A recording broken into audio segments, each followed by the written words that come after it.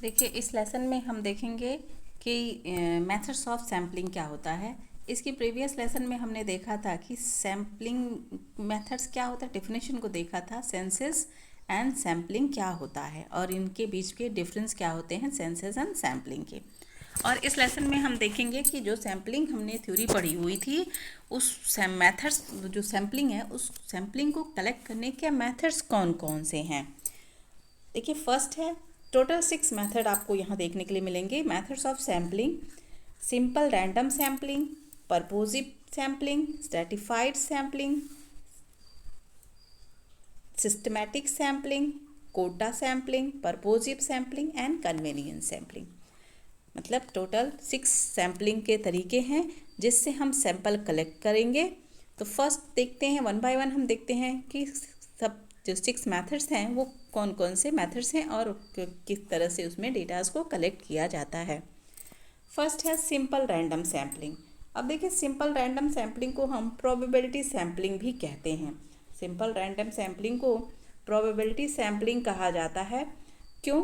क्योंकि when the all item of universe have a equal probability, यानी probability का मतलब ही होता है कि इनके सेलेक्ट होने के क्या हैं, बिल्कुल इक्वल चांस है। सारे जो भी डेटाज दिए हैं उनके सेलेक्ट होने के इक्वल चांस को ही हम बोलते हैं इक्वल प्रोबेबिलिटी। तो सिंपल रैंडम सैम्पलिंग में ऑल यूनिवर्स के जो डेटाज हैं उनके सेलेक्ट होने के बिल्कुल इक्वल चांस रहते हैं। किसी तरह की बायसनेस की बात यहाँ पे नहीं होती है। तो in this method the investigators has no choice of selection or leaving any particular item of the population while selecting the sample from the universe. जब वो यूनिवर्स से सेलेक्ट कर रहा है किसी भी आइटम को, तो उसमें किसी भी तरह के चांसेस ऐसे नहीं रहते हैं कि क्या करे कि वो या तो उसको छोड़ दे या फिर सेलेक्ट करे। बिल्कुल इक्वल चांस रहते हैं सारे यूनिट के सेलेक्ट होने के। तो इसी तरह के सैंपल सिलेक्शन को हम बोलते हैं सिंपल रैंडम सैम्पलिंग। नाम से भी क्लियर है कि सिंपल मेथड है, बिल्कुल सिंपल मेथड है, यानी कि सारे के सेलेक्ट होने के बिल्कुल इक्वल चांसेस रहते हैं सिंपल रैंडम सैम्पलिंग में।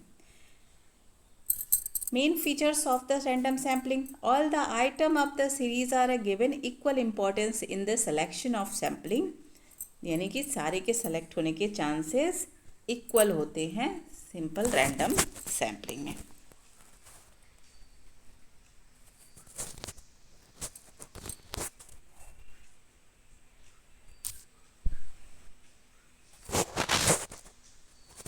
अब नेक्स्ट आई में हम देखते हैं कि सैम्पलिंग के क्या क्या तरीके हैं सिंपल रैंडम सैम्पलिंग के। अब सिंपल रैंडम सैम्पलिंग के 2 मेथड्स हैं। पहला है लॉटरी मेथड्स एंड दूसरा with the help of Tippett number method. यानी हम पहले किस मेथड्स को देखेंगे? पहले हम देखेंगे लॉटरी मेथड्स क्या होता है। लॉटरी, देखिए, लॉटरी का मतलब ही होता है कि जिसमें लॉटरी निकाली जाए, पर्चियाँ बनाई जाएँ और उसमें रैंडमली सेलेक्शन किया जाए। In this method, the paper slip are made for each item of the universe. इसमें क्या किया जाता है, एक पेपर स्लिप बनाया जाता है पूरे आइटम जितने हैं यूनिवर्स में उनके। These slip are stuffed in a box, और उसको एक बॉक्स में रख दिया जाता है। That importantly require number of the slip are drawn to from the sample of universe, और उसमें से पर्चियाँ निकालने के लिए कहा जाता है। यानी कि लॉटरी सिस्टम में पर्चियाँ बना ली जाती हैं और उन पर्ची में से ही सेलेक्ट करने के लिए कहा जाता है। अब जब पर्ची बनाई जाती है तो सारे यूनिट के सेलेक्ट होने के इक्वल चांस रहते हैं, इक्वल चांस रहते हैं सिलेक्शन के और इक्वल चांसेस रहते हैं ना सिलेक्शन होने के, यानी कि किसी भी तरह की बायसनेस यहाँ नहीं पाई जाती है। एंड सेकेंड मेथड में है क्या, टीपेड मेथड। देखिए, टीपेड मेथड में क्या किया जाता है, फ्रॉम फेमस स्टैटिशियन, टीपेड नाम है जो एक टीपेड जो है वो एक फेमस स्टैटिशियन थे, has a made a table random number. उन्होंने एक टेबल रैंडम नंबर बनाया यूजिंग 41600 फिगर्स। उन्होंने कितने फिगर्स यूज़ किए? 41600 फिगर को यूज़ किया। Tippett involve 10488 number comparing of 4 digit each. For example the first 40 number of this table, ये 40 number दिए गए हैं टेबल में, और इसी के बेस में बेस पे सिलेक्शन करना रहता था। If we have the selected 20 student from the universe of 6,000 student, we have to arrange 6,000 student in front of these tippet number well in a order. 20 number from the start of tippet number are taken with are the less than 6,000. For example, these 20 student will be 2952 3992, ये इसी तरह से इसमें select किया जाएगा। Main आपको इसमें ध्यान रखना है कि टिपेट क्या थे।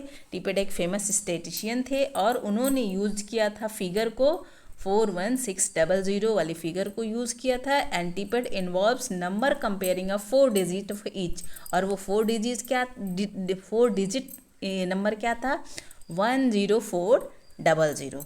बस इतना ही इसमें ध्यान देना है टिपेट मेथड से में, यानी कि सिंपल रैंडम सैम्पलिंग में 2 मेथड्स को इन्वॉल्व किया गया है। फर्स्ट है lottery method and second help of the Tippett number. और टिपेट नंबर ये 2 नंबर थे, ये आपको मेमोराइज करना होगा टिपेट नंबर के लिए।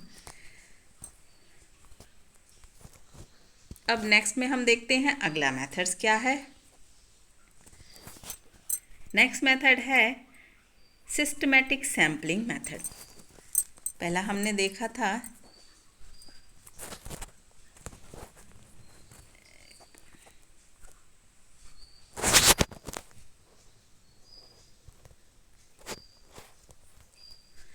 ये दूसरा मेथड मेरा स्ट्रेटिफाइड सैम्पलिंग मेथड है। For making use of this sampling method the whole of the universe is divided into homogeneous sub group which have the different characteristics. देखिए इसमें क्या है, होमोजीनियस सब ग्रुप बनाया जाएगा। जो ग्रुप बनेंगे वो जो सब ग्रुप बनेंगे वो होमोजीनियस बनेंगे। एक ग्रुप होगा और ग्रुप से हमें सेलेक्ट करना होगा सब ग्रुप। तो उस सब ग्रुप में हमें ये ध्यान देना होगा कि ये जो ग्रुप हम बना रहे हैं, ग्रुप में तो हेट्रोजीनियस होमोजीनियस दोनों रहेंगे, बट जो हम सब ग्रुप बनाएंगे उसमें सिर्फ होमोजीनियस को ही इन्वॉल्व करेंगे। ध्यान रखिएगा, स्ट्रेटिफाइड मेथड में जो ग्रुप बनाएंगे वो होमोजीनियस एंड हेट्रोजीनियस दोनों हो सकता है, बट जो सब ग्रुप बनाएंगे उसमें सिर्फ होमोजीनियस को ही हम लेंगे। कह रहा है ना, for making use of the sampling method the whole of universe is divided into homogeneous sub group which have the different character. और जो होमोजीनियस होंगे वो बिल्कुल डिफरेंट कैरेक्टर्स के होंगे। In other word, in this sampling method population is divided into different straw have a different characteristics. इसमें जो divide किए जाएंगे वो एक स्ट्रेटा में डिवाइड कर दिए जाएंगे डिफरेंट ग्रुप को। In stratified sampling the population is divided into basis of some specific features. कुछ स्पेसिफिक फीचर्स के बेसिस पे हम इसको डिवाइड करेंगे। अब आइए हम लोग एग्जाम्पल जब देखेंगे तब ये चीज़ें हमारी और भी क्लियर होंगी कि किस तरह से हम एग्जाम्पल के थ्रू इस लेसन को देखेंगे, जब एग्जाम्पल आपको और अच्छे से क्लियरेंस देगा। देखिए एग्जाम्पल है, in a village of 3,000 population we want to make an economic survey. देखिए अगर कहा जाए कि कोई विलेज है और उस विलेज में हम क्या कर रहे हैं, 3,000 पॉपुलेशन का हम सर्वे कर रहे हैं, और if 1,000 people are the above 18 year, अगर उसमें से सिर्फ 1,000 लोग क्या हैं 18 ईयर से ऊपर हैं, they will make an universe among the universe में स्ट्रस में be form as a follows. तो अब उस बेसिस पे हम क्या करेंगे, उनका सिलेक्शन कर लेंगे। यानी क्या किया हमने, जो 3,000 पॉपुलेशन है उसमें होमोजीनियस और हेट्रोजीनियस दोनों तरह के लोग हैं, और उनमें से हमने सिर्फ किसको सेलेक्ट किया है, 1,000 लोगों को ही लिया है जो 18 ईयर्स से ऊपर हों। 18 ईयर से नीचे के लोगों को हमने छोड़ दिया है। यानी कि सिर्फ हमने क्या किया है, सिर्फ होमोजीनियस ग्रुप को ही लिया है, कि यानी जो 18 से ऊपर हों। अब इस होमोजीनियस में जो कुछ लोग होंगे वो एग्रीकल्चर सेक्टर से होंगे, कुछ लोग ट्रेड से होंगे, कुछ सर्विस से होंगे, और कुछ वेजेस वर्कर्स होंगे। यानी कि इनके जो वर्क हैं वो भले ही अलग अलग हैं, बट इनके जो एज ग्रुप है उनका वो लगभग क्या है, होमोजीनियस होगा। अब अगला मेथड्स हम देखते हैं, systematic sampling method. In this method, the unit of population are numerically, geographically or alphabetically arranged. अब इस तरह में क्या है, सिस्टमेटिक हम अरेंज करते हैं, और वो सिस्टमेटिक या तो न्यूमेरिकली हो सकता है नंबर के बेसिस पे, या जोग्राफिकली यानी क्षेत्र के बेसिस पे, या अल्फ़ाबेट के बेसिस पे हो सकता है. Every item after a fixed number in the arranged series is selected as a sample item. अब इसमें से हम क्या करेंगे कि जो पॉपुलेशन है उसको हमने सेलेक्ट कर लिया है. पॉपुलेशन को सेलेक्ट करने के बाद हम उसमें से जोग्राफिकली या अल्फ़ाबेटिकली अरेंज कर लेंगे और उसमें हम सिस्टम के बेसिस पे चलेंगे. फॉर एग्जांपल देखिए, if 10 out of 200 student are in the selected form a sample. अगर 200 स्टूडेंट में से हम सिर्फ 10 स्टूडेंट को ही सेलेक्ट करते हैं, then 200 student would be numbered and systematically arrange. जो 200 स्टूडेंट हैं उनको हम न्यूमेरिकली सेलेक्ट करते हैं, अरेंज करते हैं. One item out of the first 20 would be selected at the random. अब इसमें से हम क्या करें, हर फोर्थ नंबर वाले को ले लें. जैसे हमने 200 स्टूडेंट को नंबर के बेसिस पे रख दिया, अब उसमें से हर चौथा आइटम हम ले लें. पहले चौथा आइटम लें, फिर चौथा लें, फिर नेक्स्ट फोर्थ वाला लें, फिर नेक्स्ट फोर्थ वाला लें. तो यानी हम एक सिस्टम से चल रहे हैं. ऐसा नहीं है कि हमने फर्स्ट को लिया, फिर फोर्थ को लिया, फिर सिक्स को लिया, फिर सेवन्थ को लिया. ऐसा नहीं है, हर चौथे आइटम को ही हम इसमें सेलेक्ट कर रहे हैं. यानी हम एक सिस्टम से चल रहे हैं, बिना सिस्टम के हम इसमें क्या कर रहे हैं, नहीं जा रहे हैं. तो इस तरह के सैम्पलिंग को हम बोलते हैं सिस्टमैटिक सैम्पलिंग. अब इसमें अगला सैम्पलिंग है purposive sampling. This type of sample an investigator himself chosen a few such unit from the universe which according to the estimates are the best representative of the population.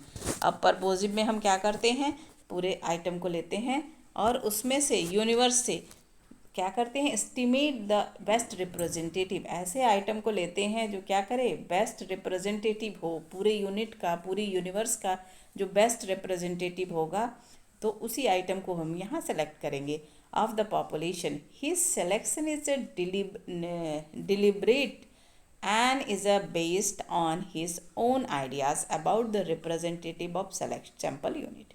These selected unit are intensively studies and certain conclusion are drawn. It is supported that these conclusion would hold good result for the population.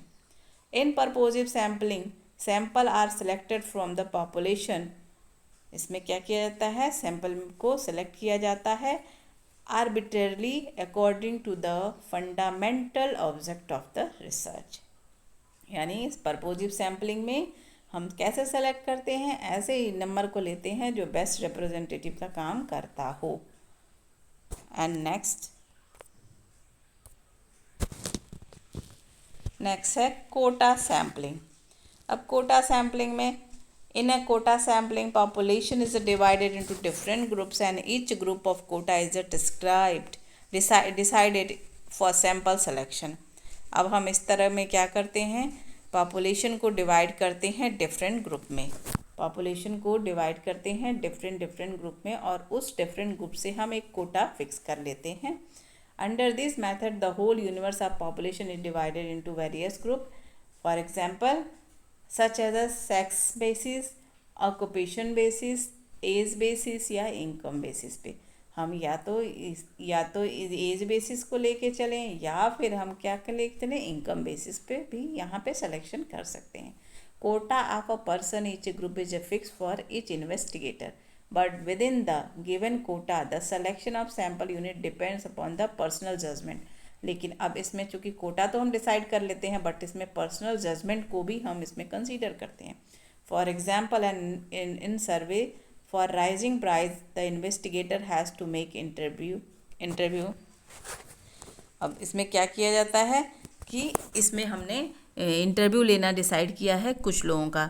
जैसे investigator has to make interview for 200 people, 200 लोगों का interview लेने जा रहे हैं, living a particular area, while of the 25% should be housewife. अब इसमें हमने कोटा डिसाइड कर लिया है कि हम सिर्फ 25% ही क्या लेंगे, लेडीज़ को सिर्फ 25% इसमें कंसीडर करेंगे। उसी तरह से fix income group people 25% and businessman 15%, 10% labours work and 5% student को हम ले रहे हैं। तो जो ये परसेंटेज हमने डिसाइड किया है ये क्या है, ये हमारा कोटा है। इस कोटा के माध्यम से हम क्या करेंगे, कोटा हमने पहले ही फिक्स कर लिया है। अब इस फिक्स जो कोटाज हैं उनके बेसिस पे हम क्या करेंगे, उनके बेसिस पे हम जजमेंट के आधार पे इनका सिलेक्शन करेंगे इस तरह के मेथड्स में। अब अगला हम देखेंगे कन्वीनियंस सैम्पलिंग, जो कि हम अगले स्लाइड में देखेंगे।